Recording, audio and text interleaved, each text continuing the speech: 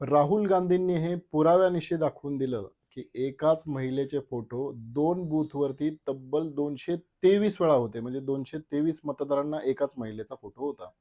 त्यावर चित्रा वाघ यांनी आपलं ज्ञान पाजळलंय आणि त्यांनी असं म्हटलंय, की 223 वेळा एकाच महिलेनं मतदान केलं आणि मग एक हिशोब त्यांनी सांगितलाय, की दर 3 मिनिटाला त्या महिलेने मग मतदान केलेलं असलं पाहिजे आणि मग दर 3 मिनिटाला आपली बोटावरची शाई पुसून ती मतदान करू शकते का? असा त्यांनी प्रश्न विचारलेला आहे. तर चित्रा ताई, तुम्ही तुमची अक्कल गहाण ठेवली आहे का? किंवा तुमचा कॉमन सेन्स विकला आहे का? हा प्रश्न महाराष्ट्राला पडलाय.